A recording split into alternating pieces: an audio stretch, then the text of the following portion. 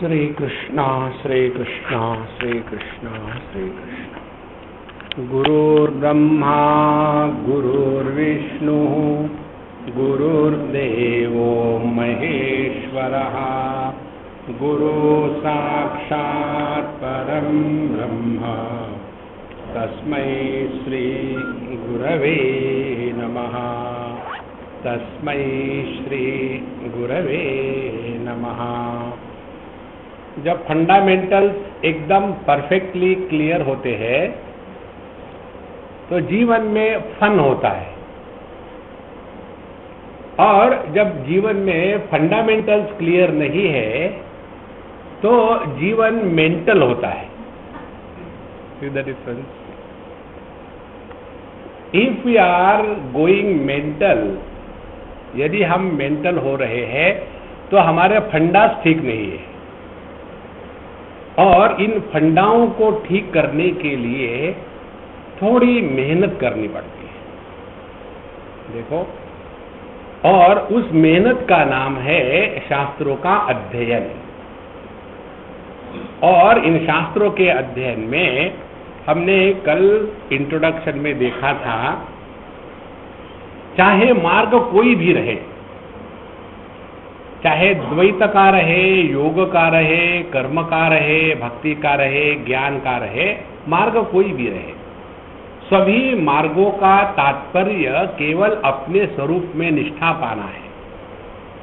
और उसके लिए जब हमारे फंडामेंटल्स एकदम क्लियर हो जाते हैं तब पता चलता है जो योग में कहा है वही कर्म में कहा है, जो योग और कर्म में कहा है वही भक्ति में कहा है, जो योग कर्म भक्ति में कहा है वही ज्ञान में कहा है।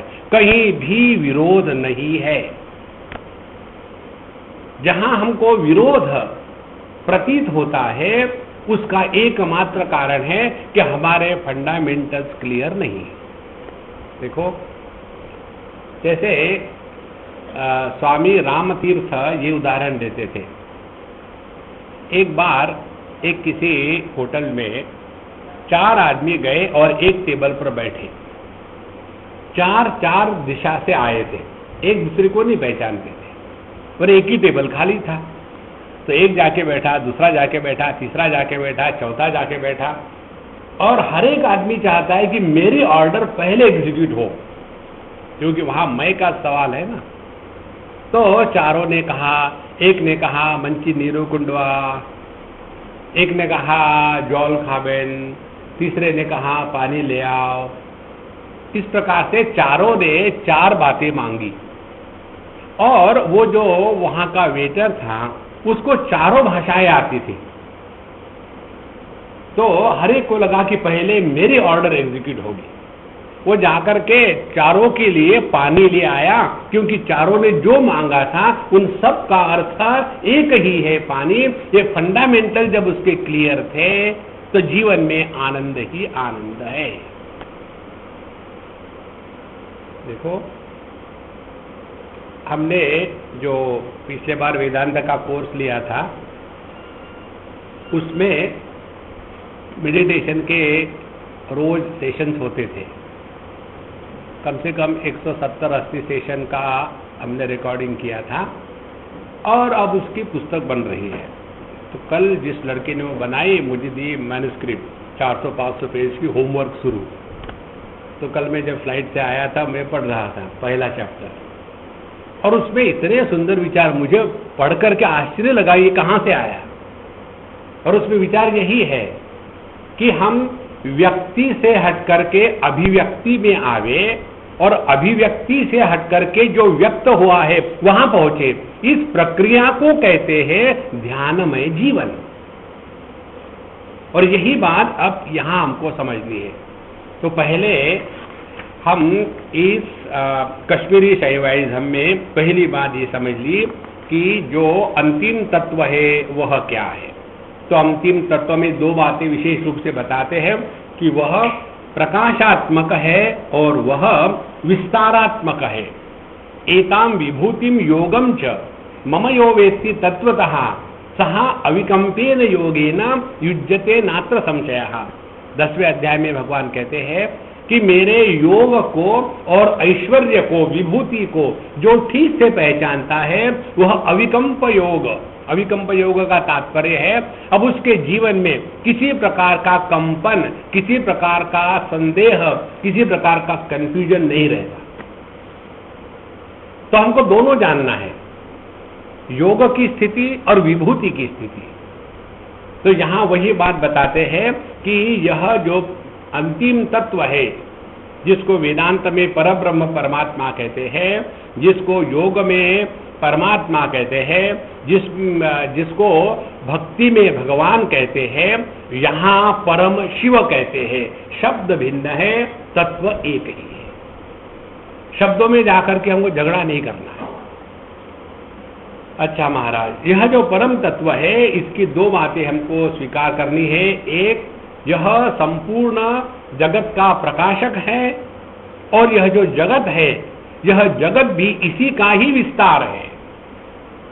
इसी को कहते हैं अंग्रेजी में the truth is simultaneously transcendental to the relative world and immanent in the relative world. यह परमात्मा जो विश्वोत्तीर्ण है, माने विश्व के परे है और विश्व रूप है, वही परमात्मा सब कुछ बना है।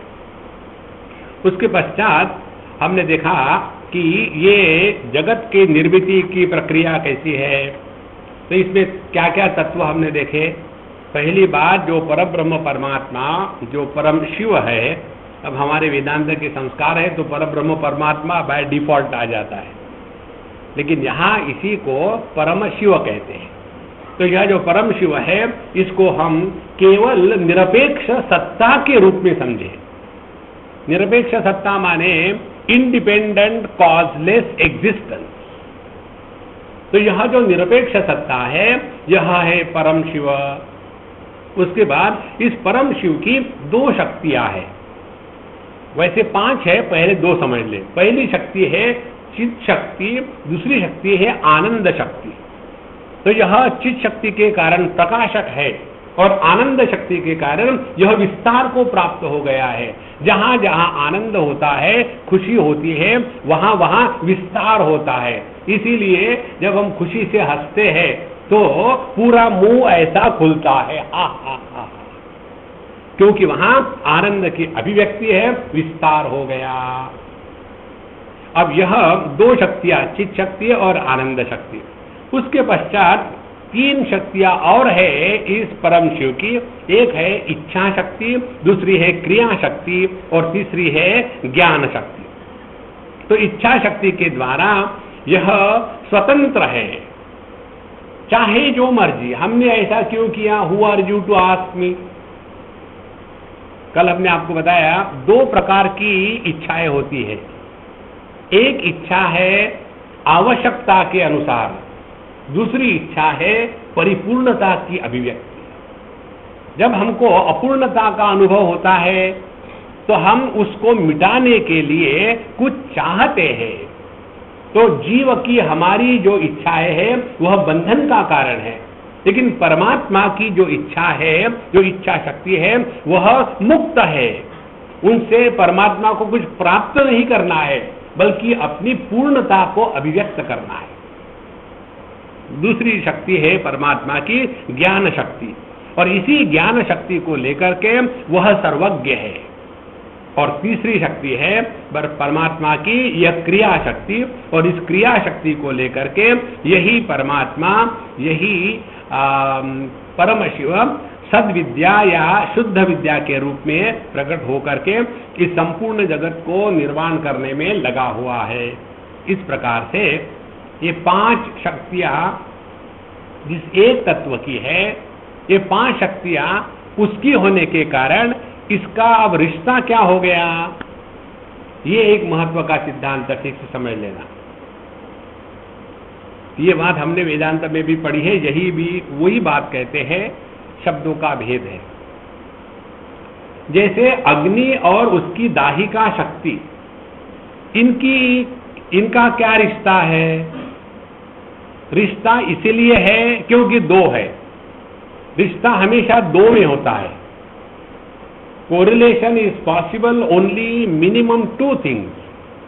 केवल एक ही हो तो रिश्ता नहीं होता। इसीलिए जब हम कहते हैं अग्नि और उसकी दाहिका शक्ति, तो हम 2 की बात कर रहे हैं, इसीलिए रिश्ता है। लेकिन क्या दाहिका शक्ति अग्नि की अग्नि से निरपेक्ष रह सकती है क्या? नहीं रह सकती। माने एक ही है। जब एक ही है तो रिश्ता काहे का होगा? तो फिर अब इस गणित को, रिडल को कैसा सुलझावे? तो कहते हैं यह जो रिश्ता है इट इज रिलेशनलेस रिलेशनशिप।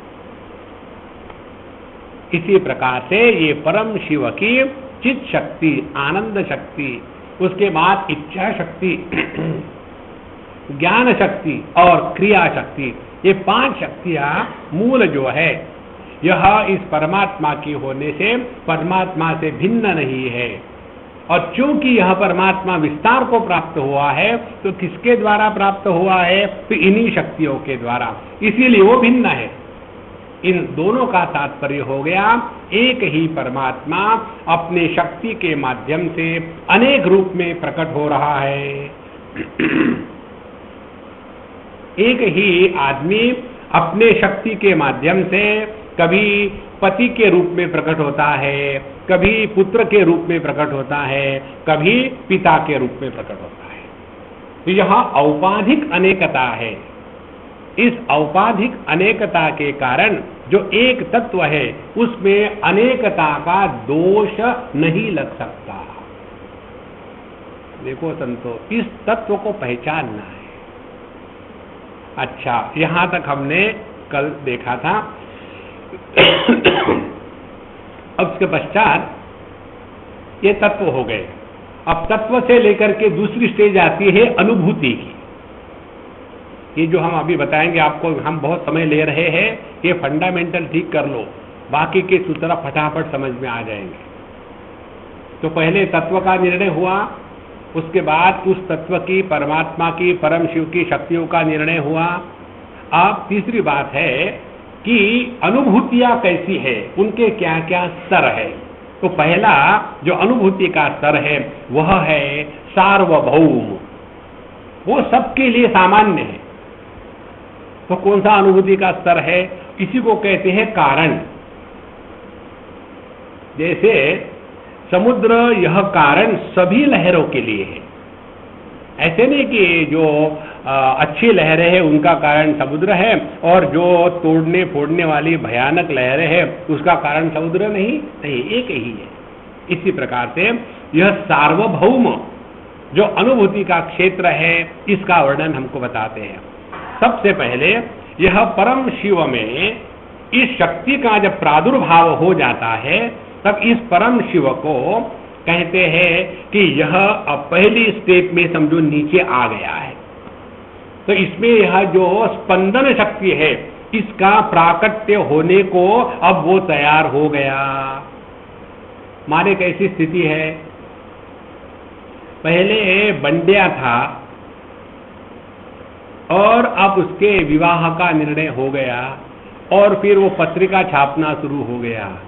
तो वहां लिखते हैं बंडो पंत खाली डोके वाले। अब यह जो वर बन गया, वर माने वर करने वाला और वधु माने जो वध करने में एक्सपर्ट है।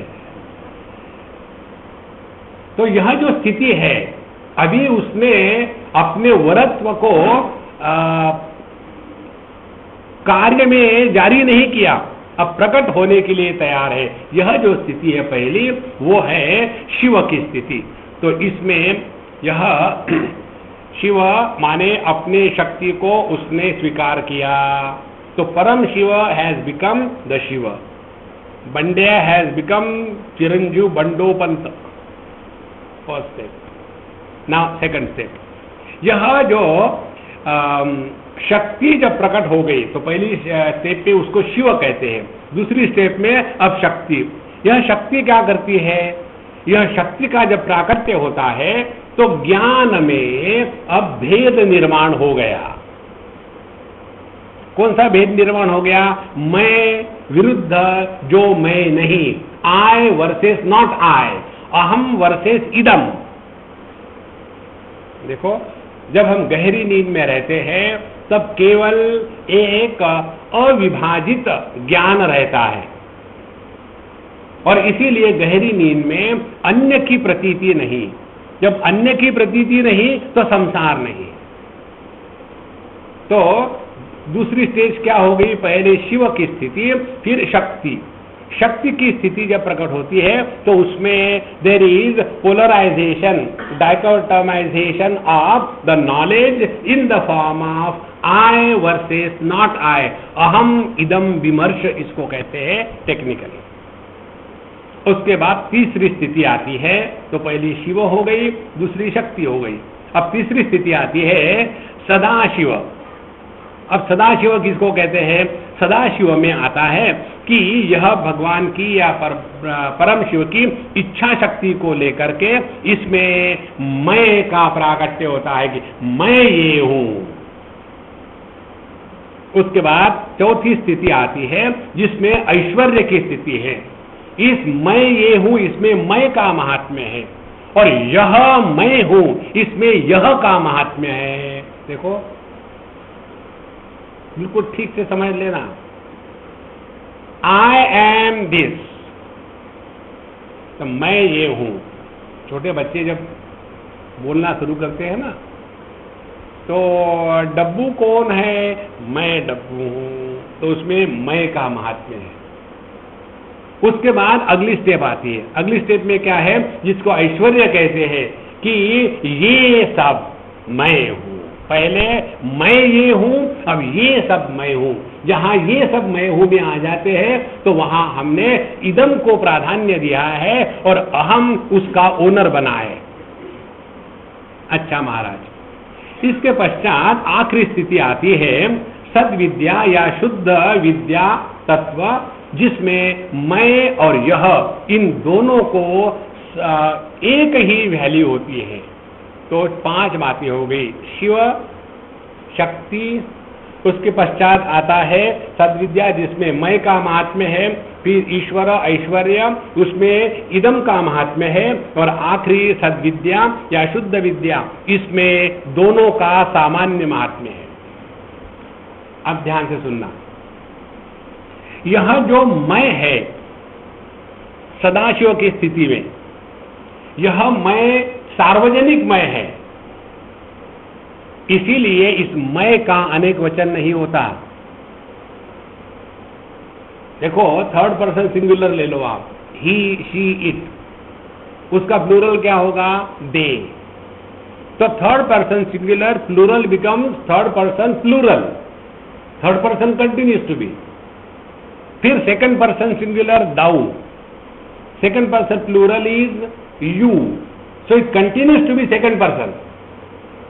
फिर आते हैं फर्स्ट पर्सन सिंगुलर आई, अहम, इसका प्लूरल करो तो हम, वी, उसमें सभी के सभी first person second person third person सब मर्ज हो जाते हैं, और इसीलिए मैं का टेक्निकली स्पीकिंग इसका प्लूरल नंबर नहीं होता, क्योंकि वह एक है। देखो, ही, शी, इट, यह लिंग भेद है।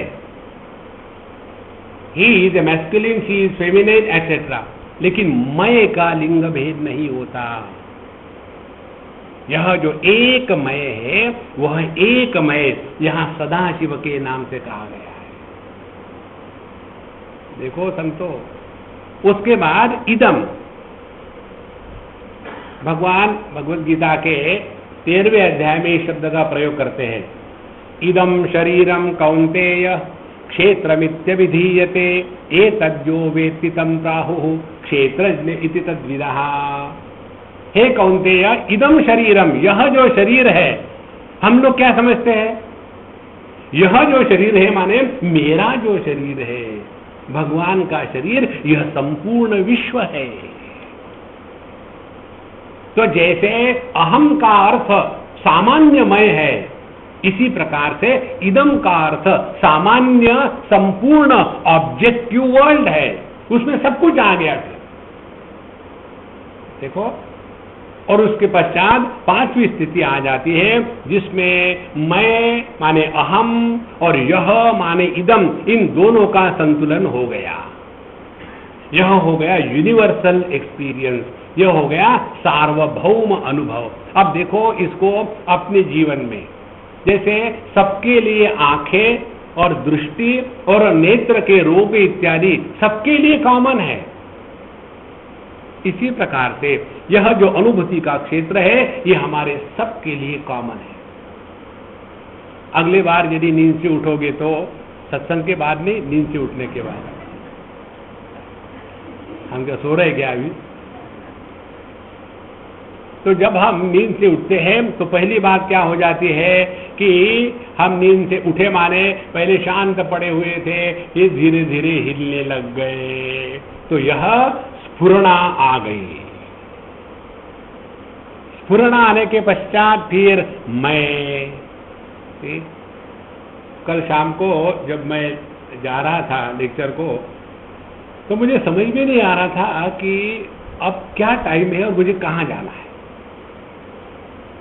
तो मैं उठा, उठने के बाद नहा धो लिया, उसके पश्चात यहाँ शारदा संगीत के लेक्चर की तैयारी करके पुस्तक बैग में भरा और निकल रहा था। मैंने बोला कि आज 7 बजने को आए और अभी तक सूरज कैसा नहीं आया, it is becoming dark and dark.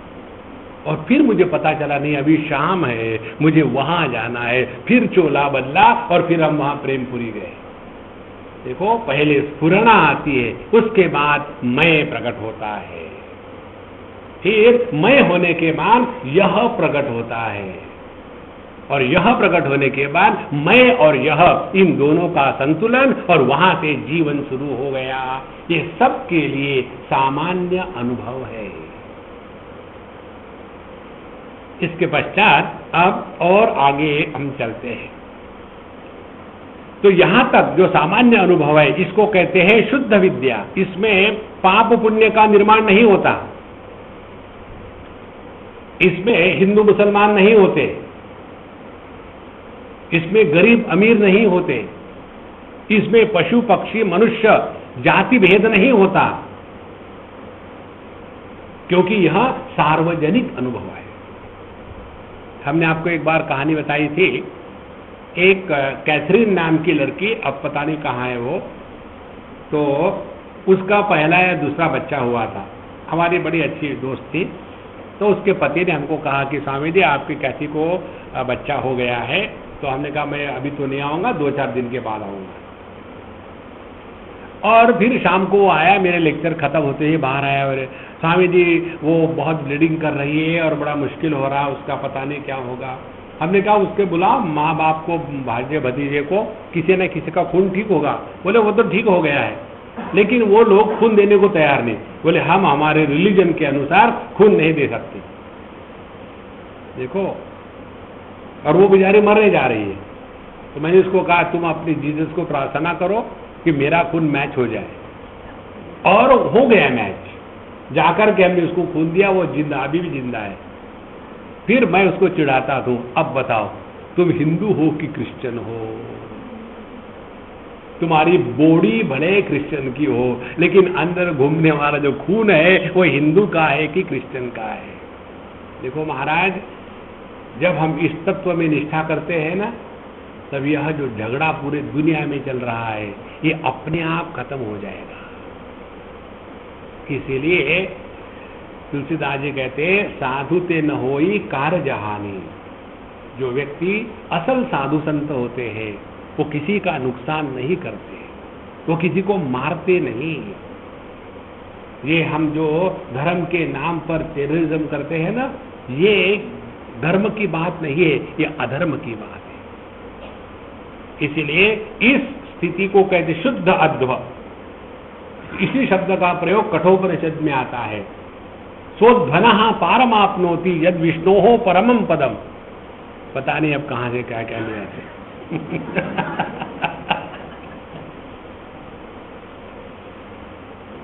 तो वह इस परम पद जो है विष्णु का, शिव का, यह शुद्ध तत्व को प्राप्त हो जाता है। उसके बाद इसको कहते शुद्ध ध्वा। है ना, जिसमें अभिव्यक्ति और उसके बाद पाप पुण्य इत्यादि निर्माण नहीं हुए। तो ये हो गया मूल तत्व का पहला सार्वभौम स्वरूप। उसके पश्चात आता है कार्यात्मक अभिव्यक्ति। तो ये तत्व हुए, अब इन तत्वों की अभिव्यक्ति क्या है ये बताते हैं कि यहाँ अब एक माया और 5 कंचुक, कंचुक माने ढक्कन या पर्दे, ये 5 के कारण अब कारण से कार्य की निर्मिति की प्रक्रिया शुरू हो गई। तो क्या है, तो पहले बताते हैं ये अशुद्धत्व है, यहाँ से अब अशुद्धि प्रारंभ हो जाती है और माया तत्व के कारण इस परब्रह्म परमात्मा परम शिव जो शिव के रूप में प्रकट हुआ उसमें अब ढक्कन पड़ना शुरू हो गया।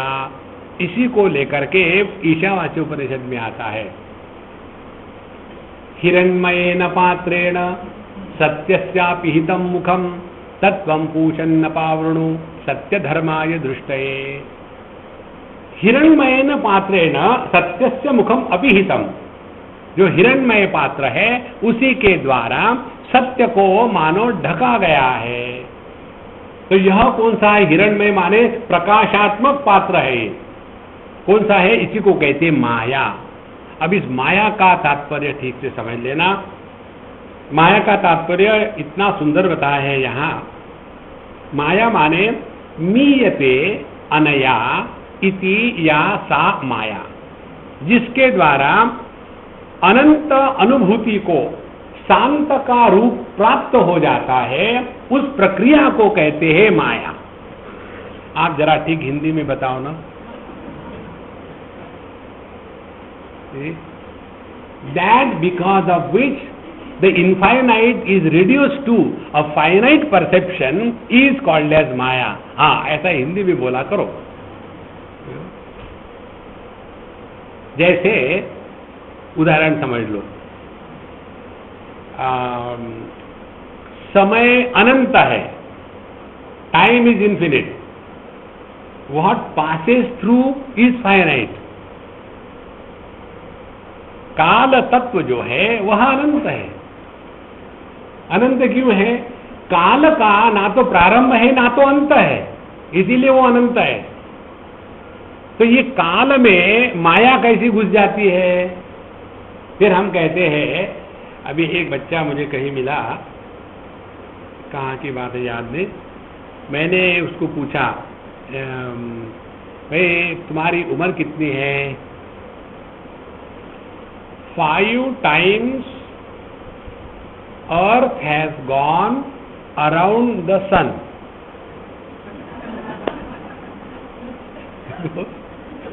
सीधा ये नहीं बताया कि मेरी उम्र 5 साल की है। 5 times he must have been taught by his father or mother. तो ये 1 साल कैसे पैदा हुआ? 1 साल पैदा हुआ जब पृथ्वी यह सूर्य की एक प्रदक्षिणा करती है, तो 1 साल पैदा हुआ, 1 साल पैदा हुआ। तो ये 1 साल जो है यह माया का कार्य है। देखो, और फिर 24 घंटे कैसे पैदा हुए? 24 घंटे ऐसे पैदा हुए कि पृथ्वी ने अपने ही साथ फुगड़ी खेलना प्रारंभ कर दिया। जब पृथ्वी जो है अपने ही एक्सिस पर जब पूरा एक चक्कर काट लेती है तो 24 घंटे हो गए। देखो संतो, तो माया किसको कहते हैं?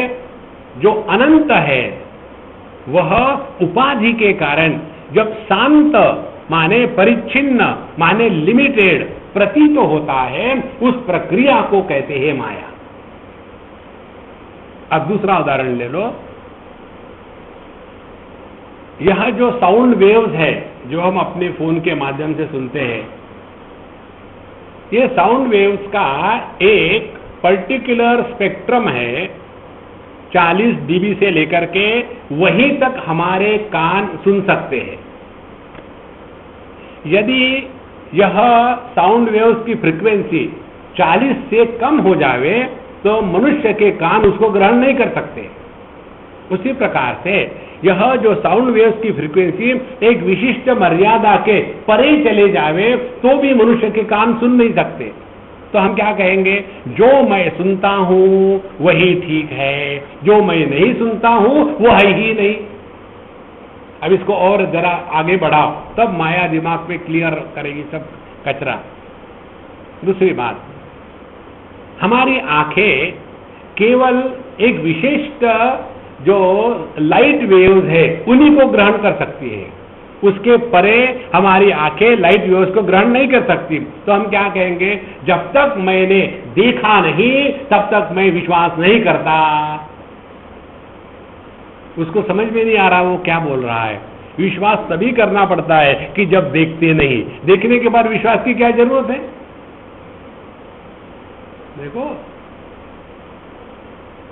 तो यह जो माया का कार्य है कि आंखों के द्वारा जितना दिखता है वही ठीक है, सत्य है, उसके परे कुछ है ही नहीं।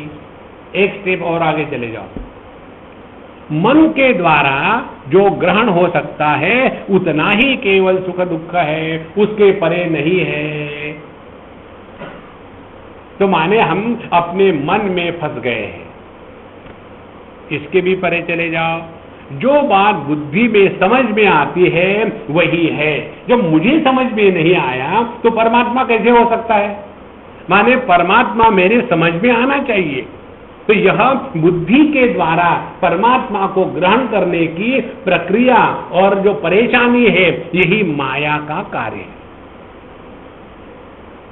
देखो, और अगली बात, सबसे बढ़िया बात, ये तो मालूम है स्वामी जी कि देह हमने निर्माण नहीं किया, देह माँ बाप ने निर्माण किया है, देह हमारी बात मानता नहीं। कई ऐसे नाटे होते हैं कि उनके जीवन की एक ही इच्छा होती है कि मैं लंबा हो जाऊं, और लंबे होते ही नहीं। और कोई ऐसे लंबे होते हैं कि चाहते हैं नाटे हो जाओ, इसीलिए फिर वो ऐसा कुब्बड़ निकाल के चलते हैं छोटा होने, लेकिन वो छोटे होते नहीं। कोई ऐसे अगरबत्ती ब्रांड होते हैं कि वो पूरे भैंस को खा जाते हैं, फिर भी उसको पचा के पतले ही रहते हैं। और कोई ऐसे होते हैं कि जिन्होंने अमूल डेयरी का चित्र देखा तो फैट डाउन करते हैं।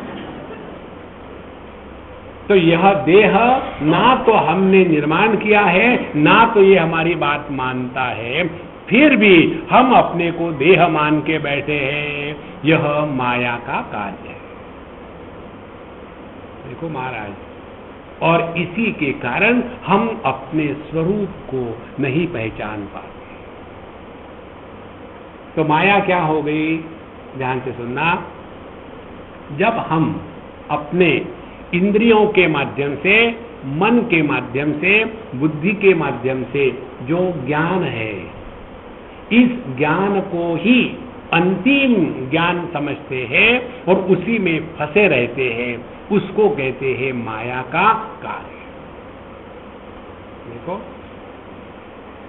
तो यह जो माया है, इस प्रकार से मैं और मेरा और आई एंड दिस, अहम और इदम, इन दोनों में भेद निर्माण कर देती है।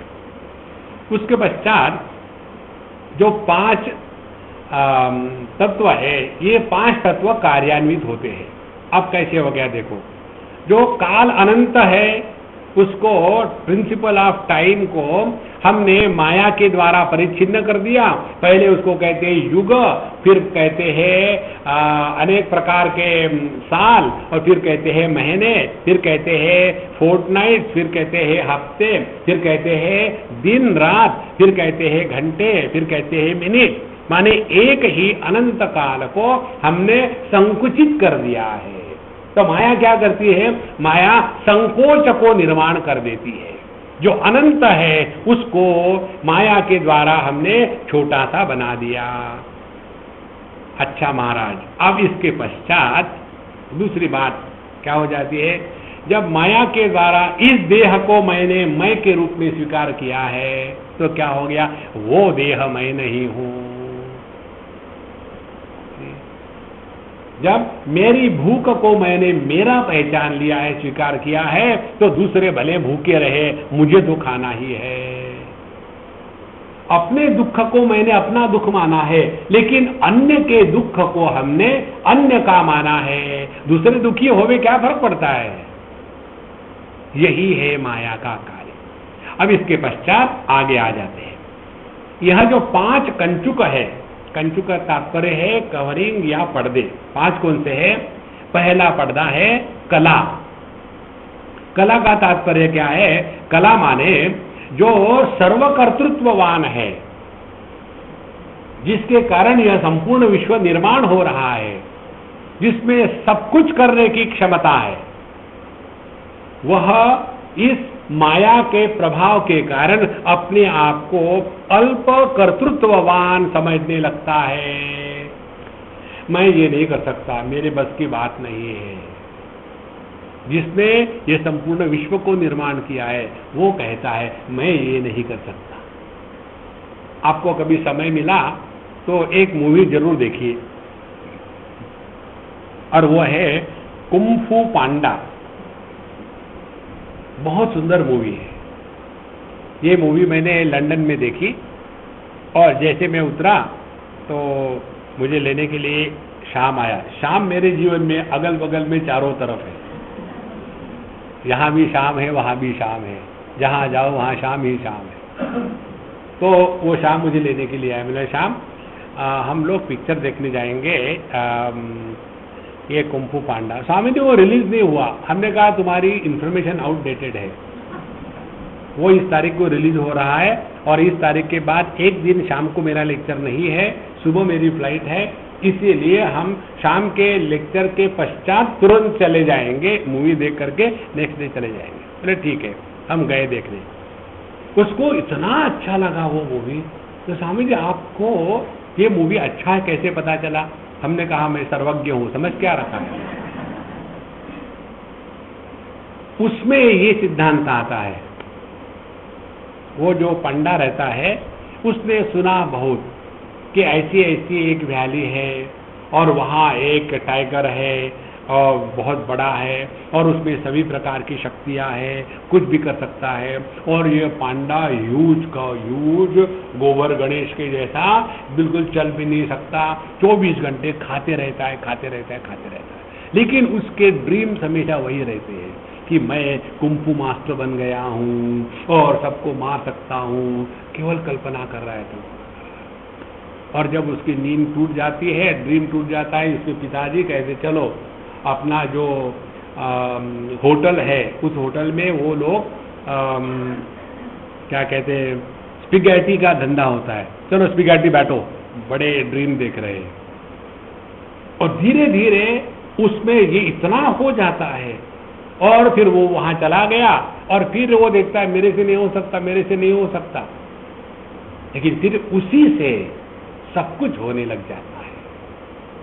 देखो, हमें अपने आप को पहचानना है।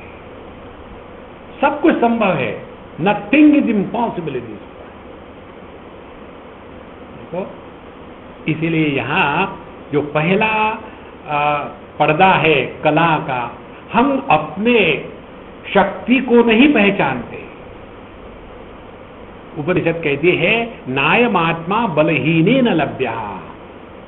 अपने शक्ति को पहचानना यही आध्यात्मिक क्षेत्र में योग्य प्रकार का प्रवेश है। अच्छा, और इस कला के पर्दे के कारण जो सर्वशक्तिमान है वह अल्प शक्तिमान अपने को समझने लग जाता है। फिर दूसरा पर्दा है, किसको कहते हैं? विद्या का पर्दा। इस विद्या के पर्दा के द्वारा क्या होता है? जो सर्वज्ञ है, ओमनिशियंट, वह अपने आप को अल्पज्ञ समझने लग जाता है। अब देखो, इसको ठीक से समझ लेना।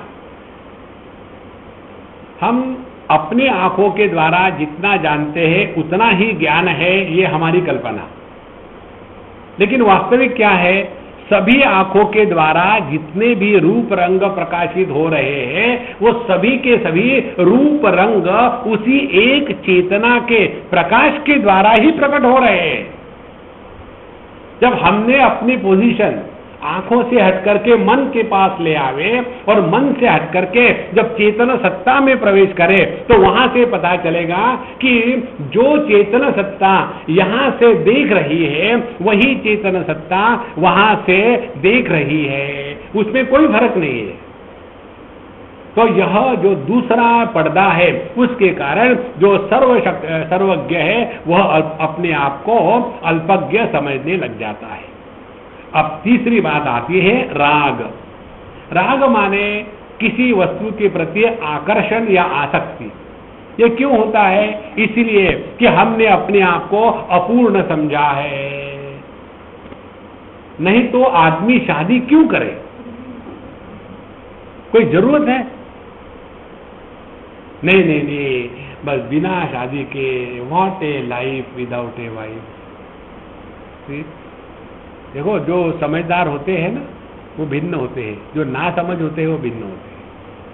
ना समझ है वो कि जो अपने अनुभवों से भी नहीं सीखते, और समझदार वो है वो दूसरे के अनुभव से सीख जाते हैं। देखो, दारू पीने के बाद आदमी टेढ़े रास्ते पर सीधा चलता है, ये सीखने के लिए दारू पीने की कोई आवश्यकता नहीं। अनेक साधु संत है एक्सपेरिमेंट करके हमको प्रकट करते हैं कि देखो ऐसा हो रहा है। कोई जरूरत है दारू पीने की? तो यहां बताते हैं राग माने हमने अपने पूर्णत्व को नहीं पहचाना और अपने को अपूर्ण माना है, और अपूर्ण मानने के कारण मन में इच्छाएं होती है और उस इच्छाओं के कारण हम कर्म में लग जाते हैं। यह जो राग है यही हमारे पूर्णता पर लगा हुआ लांछन है। इसीलिए अपने कठोपनिषद में आपको याद होगा, वहां कहते हैं यदा सर्वे प्रमुच्यन्ते कामा यस्य हृदिस्थिताः अथ मर्त्यः अमृतो भवति अत्र ब्रह्म समश्नुते। जिस क्षण हमारे अंतःकरण से सभी प्रकार की इच्छाएं समूल नष्ट हो जाती है, उसी क्षण हमने अपने परमात्मा स्वरूप को पहचान लिया है। देखो, इसलिए यहां बताते हैं राग यह पर्दा अपने पूर्णत्व को ढक करके अपने को भिखारी के रूप में प्रकट करता है। और चौथा पर्दा है काल का। हम असल में है अनंत। देखो, किसी ने भी अपने जन्म का अनुभव किया है क्या? नहीं किया है। कोई हमको बताता है। और ये जो नर्सें होती है ना, मैंने एक नर्स को पूछा था, जब उस बच्चे के टाइम के बारे में पूछा, भाई उसका बाप बाहर खड़ा है, इस बच्चे का टाइम क्या है पैदा होने का? बोले 7:28। तो मैंने कहा जब वो बाहर आ रही थी तब तुमने वो बच्चे, how do you know exactly 7:28? बोले स्वामी जी मैं आपको बताती हूँ, सबको मत बताना, नहीं बताऊंगा। बोले हम यदि बता देना 8 बजे पैदा हुआ तो कोई विश्वास नहीं करेगा। 8 बजे कैसे इतना परफेक्टली हो सकता है? तो हमको बोलना पड़ता है कि 7:28, हाँ देन इट इज पॉसिबल। सच कोई नहीं चाहता, झूठ बोलो तो स्वीकार कर लेते हैं। तो हमको ना तो अपने जन्म का अनुभव है, ना तो अपने बढ़ने का अनुभव है। किसी भी व्यक्ति को यह अनुभव नहीं आ सकता कि मैं बढ़ रहा हूं। इसी प्रकार से हमको अपने मृत्यु का भी अनुभव नहीं है। लेकिन पूरा जीवन कैसा चलता है, हम डर डर के जीते हैं, अब मरने वाले, अब मरने वाले। यह जो अनंत है अपने को शांत समझ करके दुखी होता है, यह काल का चौथा पर्दा है। और 5वां पर्दा है नियति का। तो यह काल क्या करता है? जो अनंत है यह अनंत को भूत, वर्तमान और भविष्य इन तीनों में बांट देता है। देखो, इसको इसको जितना चिंतन करेंगे ना इतना बड़ा आनंद आता है। देखो, सुषुप्ति अवस्था में प्रवेश किया, घटना क्रमांक 1, उसके बाद कोई भी घटना नहीं घटी तो काल का जन्म ही नहीं हुआ। और फिर जब उठ जाते हैं नींद से तो पहली बात क्या करते हैं, घड़ी देखते हैं। ओ गॉड, मैं 4 घंटे सोया था।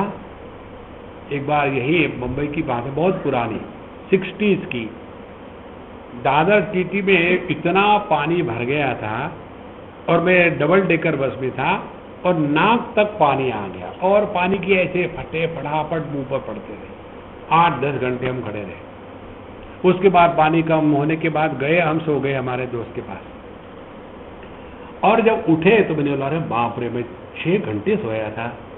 बोले, हे महात्मा जी, 6 घंटे नहीं, 3 दिन से सोए हो। डॉक्टर को बुलाया था, तुमको पानी चढ़ाया था, मुझे पता भी नहीं, क्योंकि एक घटना हुई और उसके बाद दूसरी घटना नहीं हुई तो काल का जन्म नहीं होता। देखो महाराज, जितनी गति है वह काल में होती है और काल निर्माण होता है जब क्रम की निष्पत्ति होती है। Whenever a sequence is established, time is born. और कैसा टाइम निर्माण होता है? भविष्य, वर्तमान और भूत। और देखो अपने मनीराम का क्या खेल है, पूरे लाइफ में एक ही बात करते हैं, कौन सी? जाने कहां गए वो दिन।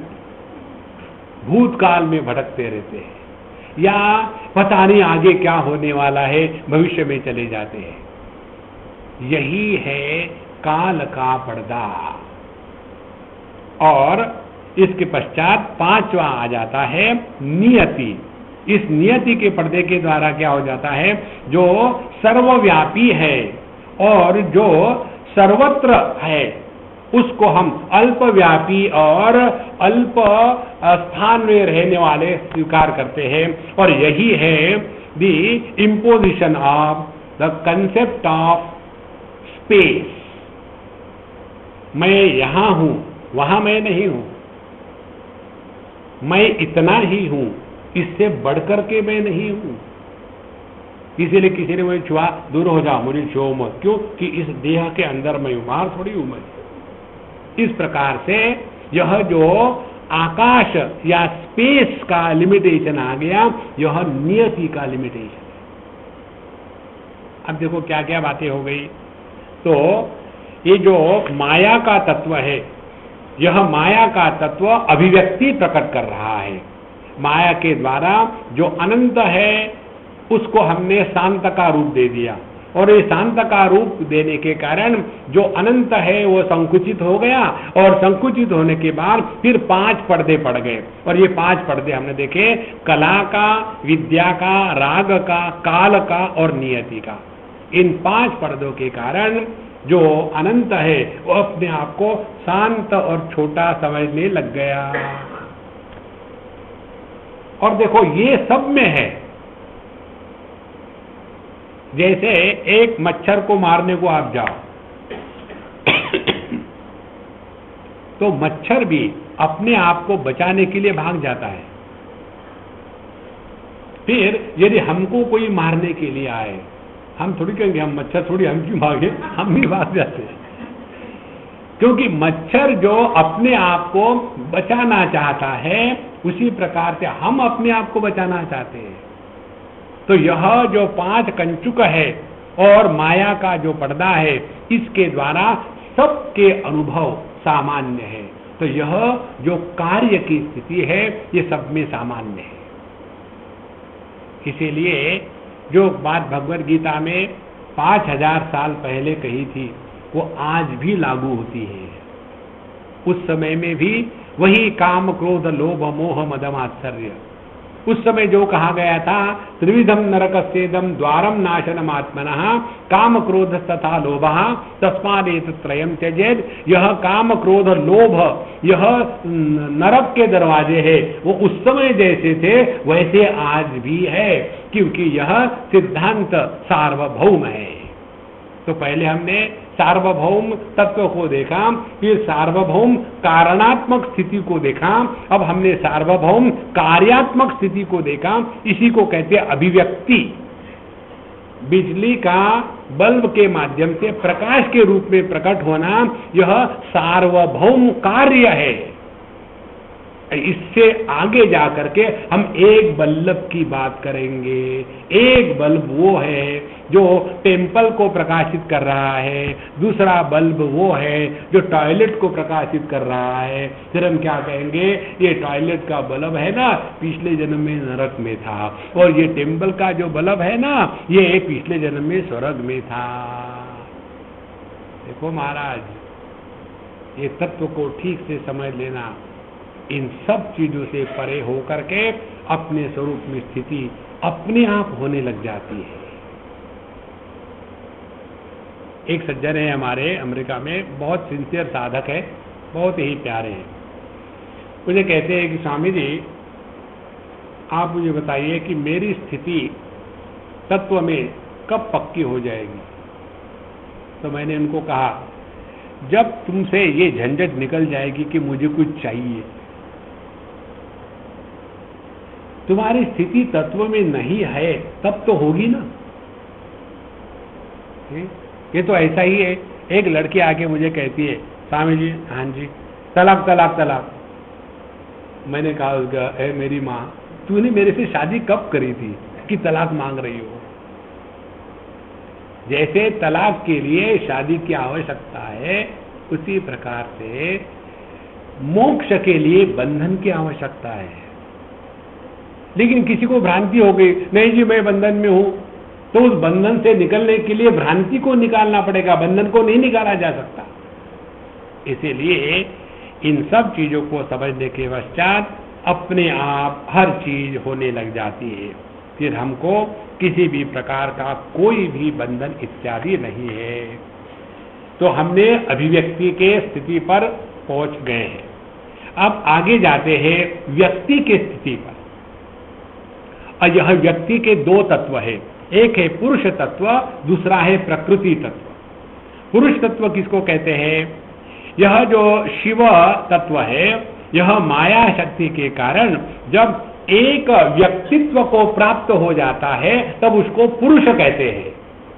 द्वाविमौ पुरुषौ लोके क्षरश्चाक्षर एव च क्षरः सर्वाणि भूतानि कूटस्थोक्षर उच्यते। भगवद गीता के 19वें अध्याय में कहा है। अच्छा, सब जग रहे हैं। वही देख रहा था कि सो रहे कि जग रहे हैं। तो वहां क्या कहा है कि क्षर भी पुरुष है और अक्षर भी पुरुष है। माने यह जो प्रकृति है यह भी परमात्मा है, और उस प्रकृति में जो प्रकट हो रहा है व्यक्तित्व के रूप में वह भी परमात्मा है। तो यह जो पुरुष तत्व है, इस पुरुष तत्व को भगवान शंकराचार्य अपने मुंडकोपनिषद के भाष्य में एक जगह लिखते हैं, दिव्यो यमूर्त पुरुषः यक्षरात् समायाभ्यंतरो यजः अप्राणः अमना शुभ्रः यक्षरात् परतः परः। तो पुरुष कौन है? पुरुष वो है पुरी शयनात् पुरुषः। जो पुरी माने जो देह के माध्यम से प्रकट होता है और जो देह में निवास करता है उसको पुरुष कहते हैं। तो जब हम ये परिभाषा करते हैं पुरी शयनात् पुरुषः, तो हमने जीव की बात करी है, एक व्यक्ति की बात करी है।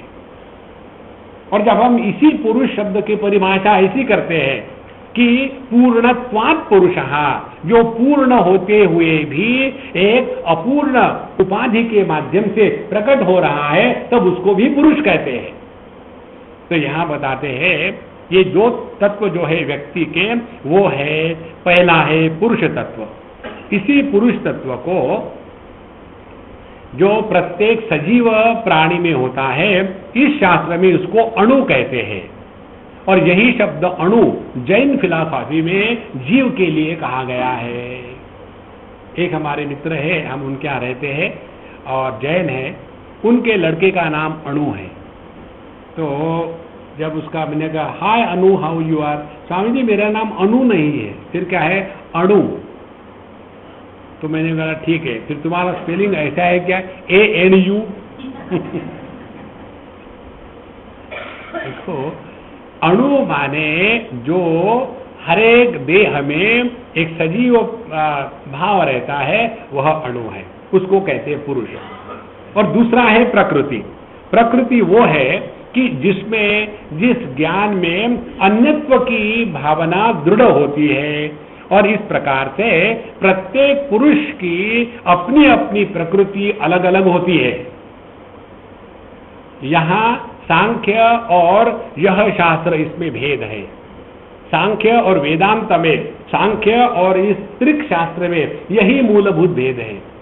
सांख्य शास्त्र कहता है कि प्रकृति एक है और यह एक प्रकृति सभी पुरुषों के लिए सामान्य है। वेदांत कहता है नहीं, प्रत्येक जीव की प्रकृति अलग है, प्रत्येक पुरुष की प्रकृति अलग है। और यहां भी कहते हैं नहीं, प्रत्येक पुरुष की प्रकृति अलग है और प्रतिदेह पुरुष भी अलग है। इस प्रकार से पुरुष और प्रकृति, ये दो तत्व व्यक्ति में आ गए। तो यदि हम अपने में देखें तो अपने में दो तत्व, एक है पुरुष तत्व और दूसरी है प्रकृति।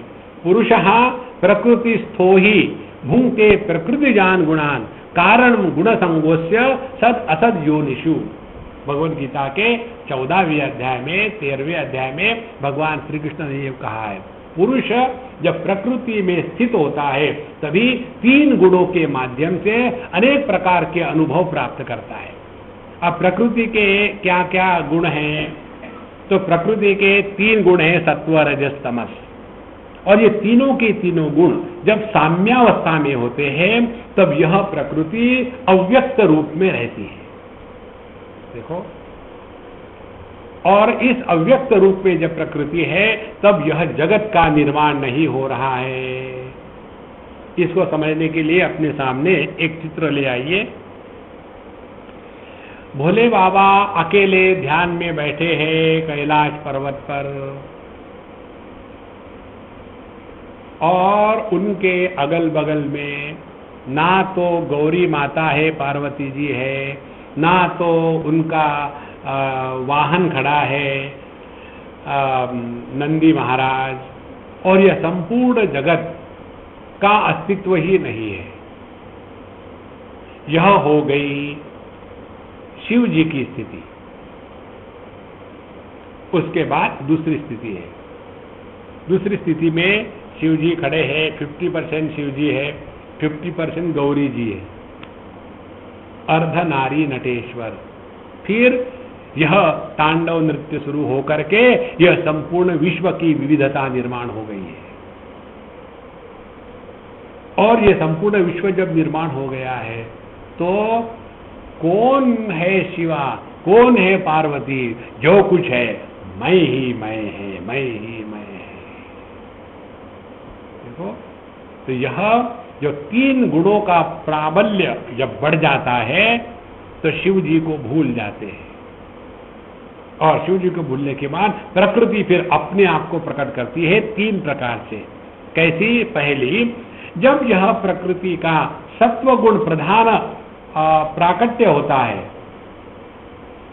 जब तीनों गुण साम्यावस्था में रहते हैं तब प्रकृति अव्यक्त है, अनमैनिफेस्ट है। इसमें जब सत्वगुण की प्रधानता आ जाती है तब यह सत्वगुण की प्रधानता के कारण एकदम प्रकाश और क्लैरिटी हर जगह में रहती है। इसी सत्वगुण की प्रधानता जब अपने मानसिक स्तर पर रहती है तब व्यक्ति में कोई भी चीज फट से समझ में आ जाती है और हमेशा आनंद और मस्ती रहती है। और तीसरी बार यही सत्व गुण जब हमारे माध्यम से प्रकट होता है जगत में, तब उसमें अच्छाई, सबसे प्रेम करना, सबको समझ लेना, सबको मदद करना, किसी का नुकसान नहीं करना, किसी को नहीं मारना, ये सभी के सभी गुण प्रकट हो जाते हैं। तो तीन बातें हमने बताई। सत्ता के स्तर पर जब सत्व गुण होता है तब प्रकाशात्मक होता है। वही सत्व गुण जब हमारे अंतःकरण से प्रकट होता है तब उस समय हम मस्त रहते हैं, ज्ञान में रहते हैं और हर चीज सहज समझ में आ जाती है। समझने के लिए प्रयत्न नहीं करना पड़ता। और यही सत्वगुण जब हमारे माध्यम से जगत में प्रकट होता है तो सबके प्रति प्यार, सबको मदद करना इत्यादि प्रकट हो जाता है। उसके बाद तमोगुण जो है, तमोगुण जब प्रधान रूप से प्रकट होता है तब हर जगह में अंधकार और जड़त्व इसका प्राकट्य है। उसके बाद यही तमोगुण जब हमारे मानसिक स्तर पर प्रकट हो जाता है तो व्यक्ति में आलस, समझ में नहीं आना, उत्साह नहीं होना, ये हो जाता है। और यही तमोगुण जब हमारे माध्यम से जगत में प्रकट हो जाता है तो व्यक्ति अत्यंत क्रूर बनता है, दूसरे को कष्ट देता है और किसी की भी भलाई या अच्छाई सोच नहीं सकता। तो वो हो गया तमोगुण का प्राकट्य जगत में व्यवहार के समय। अब तीसरा गुण जो है प्रकृति का, वो है रजोगुण। इस रजोगुण का प्राकट्य जब तत्व के दृष्टि से होता है तो जगत में एक्टिविटी, डायनामिज्म और कर्म की प्रधानता रहती है। दूसरी बात, यही रजोगुण जब हमारे मानसिक स्तर पर प्रकट होता है तो हृदय में अनेक इच्छाओं का जन्म है और अनेक प्रकार की भोग की प्रवृत्ति बढ़ जाती है। और यही रजोगुण जब हमारे माध्यम से जगत में प्रकट होता है तो व्यक्ति में अनेक प्रकार की इच्छा होती है कि I want to achieve this, I will get it in this manner, one is committed to success in life. ये सभी के सभी प्रकृति के ही गुण हैं। इस प्रकार से प्रकृति को जो कहा है, प्रकृति इसको स्त्री कहा है, प्रकृति को स्त्री कहा है। स्त्री क्यों कहा है? क्योंकि उसमें तीन शब्द है, स, त और र, और इन प्रत्यय लगने के कारण वह स्त्री बन जाता है। और यदि आप उत्तर प्रदेश के होंगे तो स्त्री बन जाता है क्योंकि वो गर्म होती है। तो यह जो स्त्री है या प्रकृति है उसमें जो स माने सत्व गुण जो है वह इस परम शिव की ज्ञान शक्ति है, और जो र है यह परम शिव की क्रिया शक्ति है, और जो त है ये क्रिया शक्ति है, और र जो है वह इच्छा शक्ति है। माने मन में इच्छा का प्राकट्य होना रजोगुण है, और ज्ञान का प्राकट्य होना सत्व गुण है, और क्रिया का प्राकट्य होना तमोगुण है। इस प्रकार से क्रिया हमको तमोगुण में ले जाती है, और यह जो इच्छा है रजोगुण में और ज्ञान है सत्व गुण में। इस प्रकार से ये प्रकृति के तीन प्रकार की बातें चल रही है। अब इस शास्त्र को, जिसको हमने त्रिक कहा है, ईश्वर अद्वयवाद कहा है, कश्मीरी शैवाइज्म कहा है, इसको ही प्रत्यभिज्ञा शास्त्र कहते हैं। प्रत्यभिज्ञा माने क्या? इस शब्द का प्रयोग भगवान शंकराचार्य ने भी किया है अपने दक्षिणामूर्ति स्तोत्र में। यहां प्रत्यभिज्ञायते, प्रत्यभिज्ञा माने अपने आप को ठीक से पहचानना, इसको कहते हैं प्रत्यभिज्ञा। तो फिर मोक्ष क्या हो गया?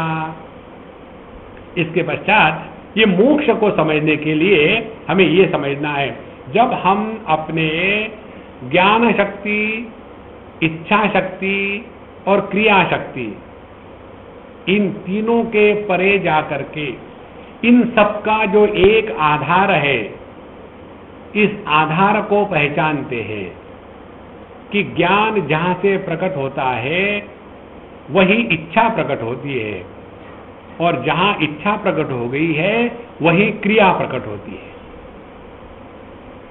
हम टीवी पे जो एडवर्टाइजमेंट देखते हैं उसमें क्या होता है, जब वस्तु है करके मालूम नहीं तो इच्छा नहीं होती, लेकिन दिन भर हम अपने पकौड़े खा करके टीवी को देखते रहते हैं, फिर उसमें एक ज्ञान मिलता है। एक बिस्तर खरीदो और 2 तकिए फ्री ले जाओ, ज्ञान हो गया। फिर इच्छा आई, अपने घर में तकिए कम है, फिर क्रिया हो गई, लेट अस सेव मनी, और जाकर के तकिए खरीद के लाए।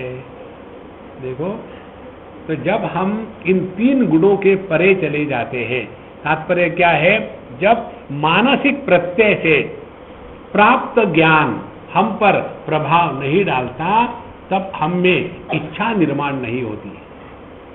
और जब इच्छा निर्माण नहीं होती तब कोई भी कर्म निर्माण नहीं होता। इस प्रकार से जब हम ज्ञान, इच्छा और कर्म इन तीनों के परे रहने लग जाते हैं, तब हम अपने आप को ठीक से पहचानेंगे। इसीलिए सभी शास्त्रों में यही कहा है। भगवद गीता के 3 अध्याय में भगवान कृष्ण कहते हैं अर्जुन को, तस्मात् त्वम् इंद्रियाणि आदौ नियम्य भरतर्षभ पाप्मानं प्रजह्येन ज्ञान विज्ञान नाशनम। हे अर्जुन, हम जो गलत कार्य में लगते हैं इसका कारण काम एष क्रोध एषः रजोगुण समुद्भवः, क्योंकि यह कामना है, यह क्रोध है। और इसके बाप का नाम क्या है? बोले रजोगुण है। और ये करता क्या है? महा अशनहा, बहुत खाता है। और क्या करता है? महापापमा, सभी प्रकार के पाप करता है। तो क्या करे? इस काम को मार डाले। ये भयानक टेररिस्ट है। देखो, टेररिस्ट के ऊपर में एक ही लागू होना चाहिए, उनको वही खत्म कर डाले। उनके ऊपर केस चलाने से कुछ नहीं होता। ह्यूमन राइट की बातें उनके ऊपर लगाना, जिनको राइट ही नहीं जीने का, उनको क्या ह्यूमन राइट लगाना? तो यह जो काम है ये हमारे अंदर का टेररिस्ट है। तो उसको कहां पकड़े? तो बोले पहली बात उसके ठिकाने ढूंढे। उसके ठिकाने हैं 3 जगह में, इंद्रियाणि मनोबुद्धि अस्याधिष्ठानमुच्यते। यह काम कार्यान्वित हो जाता है, पहले इंद्रियों को ये जीत लेता है, और इंद्रियों को जीत लेने के बाद फिर ये चला जाता है मन के स्तर पर। इंद्रियों को जीत लेता है तो हम अपने इंद्रियों की पूर्ति करने के लिए कुछ भी करने को तैयार है। उसके बाद जब ये मन में चला जाता है, तब इच्छा पूरी नहीं हुई तो हम दुखी होने लग जाते हैं।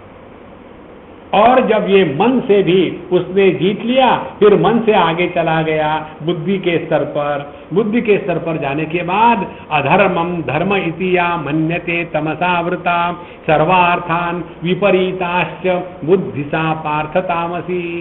फिर हम जो गलत है उसको ही ठीक कहना लग जाते हैं। देखो, तो जब यह काम हमारे बुद्धि को भ्रष्ट करेगा तो हमको कोई नहीं बचा सकता, क्योंकि बुद्धि नाशात् प्रणश्यति। तो शुरू कहां से करना है?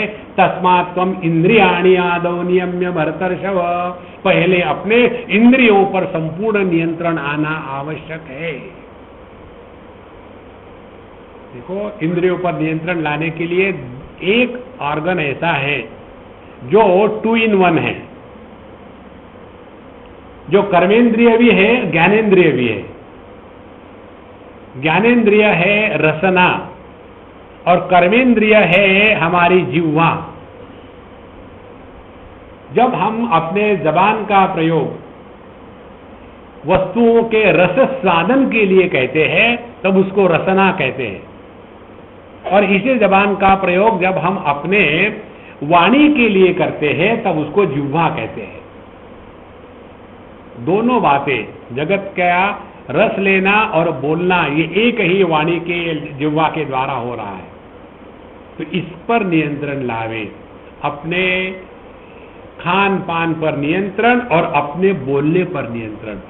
ये सीखने से कि क्या बोलना ठीक है, इससे ज्यादा आवश्यक है कि कहाँ नहीं बोलना चाहिए। नॉन स्टॉप बोले जाते काउ पोल्ट्री फार्म। जहां हम अपने इंद्रियों पर नियंत्रण लाएंगे, उतना मन शांत रहेगा। जितना मन शांत रहेगा, उतनी बुद्धि एकदम ताजी और फ्रेश रहेगी। और जब बुद्धि ताजी और फ्रेश रहेगी, तब समझ फट से हो जाती है। और समझदार व्यक्ति का लक्षण है गतासु न गतासुश्च नानुशोचन्ति पंडिताः। समझदार व्यक्ति कभी दुखी नहीं होता। इस प्रकार से यह प्रकृति को ठीक से समझ ले, और फिर हम अपने इस एक तत्व को समझ पाएंगे, प्रकट हो पाएंगे। तो प्रत्यभिज्ञा हृदय कहता है कि यह प्रकृति जब हम पर प्रभाव डालती है तब हम जीव हैं। जब ये प्रकृति हम पर प्रभाव नहीं डालती है तो हमने ऐश्वर्य प्रकट कर लिया है। इसी प्रकार से जब हम देह के माध्यम से प्रकट होकर के दुखी होते हैं तब हम पुरुष हैं, लेकिन जब देह के माध्यम से प्रकट होकर के देह की, इंद्रियों की, मन की, बुद्धि की परिच्छिन्नता हम पर प्रभाव नहीं डालती तो वह पुरुषयनात् पुरुषः अपूर्णत्वात् पुरुषः हो गया है। इस प्रकार से अपने आप को समझ ले, तब पता चलता है कि एक ही तत्व भोक्ता के रूप में पुरुष है और भोग्य के रूप में प्रकृति है। अपने भगवान शंकराचार्य कहते हैं, और कैवल्योपनिषद में भी आया है। कैवल्योपनिषद पहले बताते हैं, त्रिषु धामसु यद भोग्यम भोक्ता भोगश्च यद भवेत् तेभ्यो विलक्षण साक्षी चिन्मात्रोहम सदाशिवः। तो यह जो त्रिपुटी है, भोक्ता, भोग्य और भोग, ये सभी के सभी एक ही तत्व की प्राकट्य की स्थिति है। ये होने के पश्चात अब हमने ये स्पष्ट समझ लिया कि भोक्ता जो है वो पुरुष है और भोग्य है प्रकृति। अब आगे जाकर के चलते हैं कि ये जितने हमारे अनुभव हो रहे हैं, दो प्रकार के अनुभव होते हैं। एक बाहर के जगत के अनुभव और दूसरे अंदर के जगत के अनुभव, और उनको प्राप्त करने के लिए दो प्रकार के उपकरण होते हैं। एक होते हैं बाह्य उपकरण और दूसरे होते हैं अंतःकरण, माने अंदर के उपकरण। तो अंतःकरण के फिर यह सैद्धांतिक रूप से सबके लिए सामान्य तीन बातें हैं। एक है बुद्धि, दूसरा है अहंकार और तीसरा है मनस। तो बुद्धि किसको कहते हैं? तो यह जो बुद्धि है व्यवसायात्मिका बुद्धि एकेह कुरु नंदन, भगवद गीता में भगवान कहते हैं बुद्धि वो है जो व्यवसायात्मिका है। व्यवसायात्मिका means that state of thought where decision is finalise. वह हमारी ज्ञान की स्थिति जहां निर्णय पहुंच चुका है, वैसे निर्णयात्मक ज्ञान को कहते हैं बुद्धि। अब इसी बुद्धि से प्रकट हो जाता है अहंकार, और यह बुद्धि जो है हमारे दो प्रकार के ज्ञान को प्राप्त करती है। एक तो बुद्धि ज्ञान को प्राप्त करती है इंद्रियों के माध्यम से, जैसे ये कैमरा है, यह माइक है, यह लोग बैठे हुए हैं, तो हमने इंद्रियों के माध्यम से ज्ञान प्रकट किया। बुद्धि ज्ञान को एक तो इंद्रियों के माध्यम से प्रकट करती है और दूसरा अपने बुद्धि में जो विकल्प, संकल्प इत्यादि है उनको वो पकड़ लेती है संस्कारों के अनुसार। इस प्रकार से बुद्धि दो प्रकार से ज्ञान को ग्रहण करती है। उस बाद फिर इसी बुद्धि का जो बच्चा है उसको कहते हैं अहंकार, और इस अहंकार में मैं प्रकट होता है। देखो, ज्ञान किसका ज्ञान? ऑफकोर्स मेरा ज्ञान, माने एक ही ज्ञान में अहम वृत्ति और इदम वृत्ति प्रकट हो गई। माने एक ही वृत्ति में, जैसे एक ही सिक्के में हेड और टेल होता है, तो हेड जो है वो अहम वृत्ति है, टेल जो है वो इदम वृत्ति है। और फिर इस अहंकार से पैदा होता है मनस्तत्व, और ये जो मन है ये भी जगत के वस्तुओं का ज्ञान प्राप्त करके सुखी दुखी होता है और अपने ही आप में अनेक प्रकार की कल्पना करता है और उसी कल्पना के साम्राज्य में रहता है। इस प्रकार से यह तीन अंतःकरण के हैं। वेदांत में चार बताते हैं, अंतःकरण चतुष्ट है। सांख्य में यहाँ भी केवल तीन ही बताते हैं, और इसी में चित्त आ गया है। इसीलिए जो भिन्ना प्रकृति अष्टधा, जो भगवत गीता के 7वें अध्याय में भगवान श्री कृष्ण ने कहा है, भूमिरापो नलो वायु खम मनो बुद्धिरेवच अहंकार इति यम में भिन्ना प्रकृति अष्टधा, वहां भगवान श्री कृष्ण ने यह अष्टधा प्रकृति को बताने के लिए अंतःकरण चतुष्टय नहीं बताया, बल्कि ये तीन तत्व बताए हैं, बुद्धि, अहंकार और मन। बुद्धि है दादी माँ, अहंकार है बेटा और मन है उसका पोता। इस प्रकार से यह 3 और पंच महाभूत ये मिलाकर के 8 का सूक्ष्म देह बनता है। और इस प्रकार से यह 3 अंतःकरण हो गए। उसके पश्चात हमें जितने भी अनुभव प्राप्त होते उनको प्राप्त करने के लिए अब 15 तत्व और हैं। कौन से 15 तत्व है? पहले तो है 5 ज्ञानेन्द्रिय। घबराना मत, बाप रे 15 कौन से, बड़ा सिंपल है। 5 ज्ञानेन्द्रिय है, 5 कर्मेंद्रिय है, 10 हो गए एकदम 2 क्षण में। और उसके बाद 5 है तन्मात्रा, शब्द स्पर्श रूप रसगंध। तो ये 15 तत्व है जो हमारे विषय के क्षेत्र में आ जाते हैं और उनको ग्रहण करने के इंद्रिय के रूप में आ गए हैं। उसके पश्चात जिनका ग्रहण होता है शब्द स्पर्श रूप रसगंध, इनको तन्मात्रा कहते हैं। इन तन्मात्राओं का प्राकट्य जब स्थूल रूप में हो जाता है तब यह जगत का प्राकट्य होता है। वेदांत में इसी को कहते हैं कि यह है पंचीकरण।